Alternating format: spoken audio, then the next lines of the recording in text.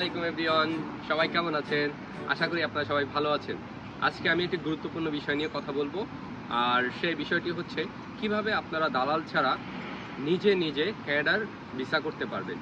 Canada visa করার জন্য প্রথমেই যেটা দরকার হয় সেটা হচ্ছে আপনার সকল ডকুমেন্ট আগে থেকে রেডি করে নিতে হবে, যাতে আপনার ডকুমেন্টগুলো অ্যাম্বাসি যেরকম চাচ্ছে সেরকমভাবে আপনি সাবমিট করতে পারেন এবং তাদের কাছে গ্রহণযোগ্যতা পায়। প্রথমেই আপনাকে যেটা করতে হবে সেটা হচ্ছে আপনি ফায়ারফক্স অথবা সাফারি অথবা ক্রোমো যে ব্রাউজার আছে সেখানে গিয়ে আইআরসিসি সার্চ দিবেন। সার্চ দেওয়ার পরে যে পোর্টালটা আসবে ওখানে জিসি কি নামের যে অ্যাকাউন্ট করা যায় সে অ্যাকাউন্টটি ওপেন করবেন। অ্যাকাউন্ট করার সময় আপনাকে পাসওয়ার্ড দিতে হবে এবং আপনাকে কতগুলো সিকিউরিটি কোশ্চেনের উত্তর দিতে হবে। অবশ্যই সিকিউরিটি কোশ্চেন এবং পাসওয়ার্ডটি আপনি সেভ করে নেবেন, যাতে পরবর্তীতে লগ ইনের সময় আপনি এসব তথ্য দিয়ে লগ ইন করতে পারেন। এরপরে আপনি আপনার সেই পোর্টালে আবার ঢুকবেন। ঢোকার পরে জিসি অ্যাকাউন্টের ভেতর ঢোকার পরে আপনি স্টার্ট অ্যান অ্যাপ্লিকেশনে যাবেন। স্টার্ট অ্যান অ্যাপ্লিকেশনে গিয়ে আপনি ওইখানে অ্যাপ্লিকেশনে ক্লিক দিবেন। তো অ্যাপ্লিকেশনে ক্লিক দেওয়ার জন্য ওখানে বেশ কয়েকটি ক্যাটাগরি থাকে, যে আপনি ভিজিটের জন্য যাচ্ছেন, না স্টাডি পারমিটের জন্য যাচ্ছেন, না ওয়ার্ক পারমিটের জন্য যাচ্ছেন। সেই অপশনটি ক্লিক করে বেছে নিন। তারপরে আপনার ওইখানে তিনটি বিষয়ে অ্যাপ্লিকেশন ফর্ম পাবেন। একটা হচ্ছে অ্যাপ্লিকেশন ফর্ম, যেটা হচ্ছে পার্সোনাল ইনফরমেশন থাকে, একটা হচ্ছে ফ্যামিলি ইনফরমেশন এবং আরেকটি হচ্ছে স্ক্যাজুল ফর্ম। এই তিনটি ফর্মই আপনি পিডিএফে ডাউনলোড করে পূরণ করে তারপরে আপলোড দিবেন। আর সাথে সাথে প্রয়োজনীয় যেসব ডকুমেন্ট দরকার হবে তা হচ্ছে আপনার যাবতীয় সকল পরিচয়, যেমন সেটা হইতে পারে আপনার পাসপোর্টের কপি, আপনার আইডি কপি, অথবা আপনি যেখানে জব করেন সেখান থেকে ভিজিটিং কার্ড, অথবা আপনার আইডি কার্ড দিতে পারেন। এরপরে আপনার আরেকটি ডকুমেন্ট দরকার হবে, সেটি হচ্ছে আপনি যদি জব করে থাকেন অথবা স্টুডেন্ট হন তাহলে আপনার সেই স্ব কর্মস্থল থেকে অথবা পড়াশোনা করার ইউনিভার্সিটি থেকে আপনাকে এনওসি নিতে হবে।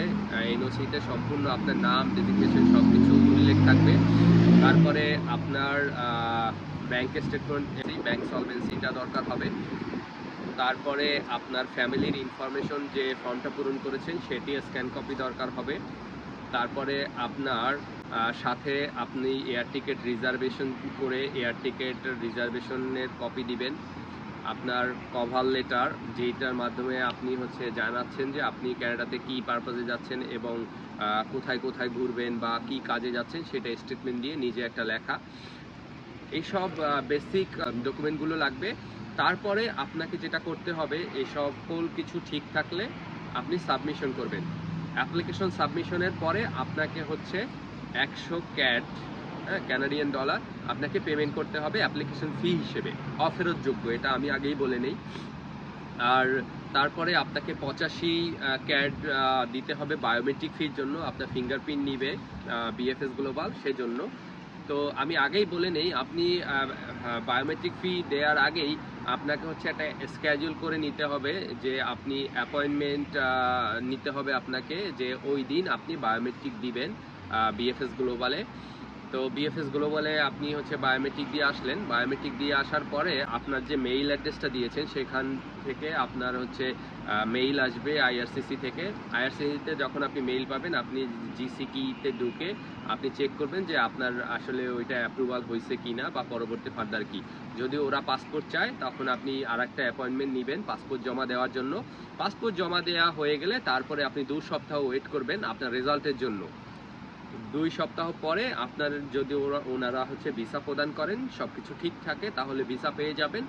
আর যদি সবকিছু ঠিক না থাকে, আপনাকে রিজেকশন করে, সেক্ষেত্রেও আপনার পাসপোর্ট ফেরতের জন্য তারা আপনাকে মেইল দিবে। আপনি জিসিকি এ লগ ইন করে দেখে তারপরে পাসপোর্টটি ফেরত নিয়ে আসবেন। এই ছিল সংক্ষিপ্ত বর্ণনা কিভাবে দালাল ছাড়া আপনি নিজে নিজে ক্যানাডার জন্য ভিসা অ্যাপ্লিকেশন করতে পারেন। তবে ট্যুরিস্টের ব্যাপারে আমি বলে নিই, বর্তমানে একটা সংশোধনী এসেছে ক্যানাডিয়ান ভিসার জন্য। তাদের অথরিটি, তারা আগের মতো 10 বছরের ট্যুরিস্ট ভিসাটা বা ভিজিট ভিসাটা দিচ্ছে না। এখন এটা মনে হয় জানুয়ারি থেকে ইমপ্লিমেন্ট করা হবে। সো আপনি এইসব নতুন যেই সংস্কারগুলো এসেছে এবং তথ্যগুলো আছে সেগুলো ভালোভাবে জেনে নেবেন।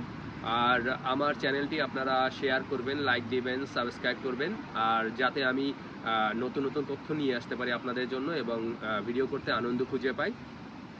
সবাই ভালো থাকবেন, টেক কেয়ার, বাই বাই।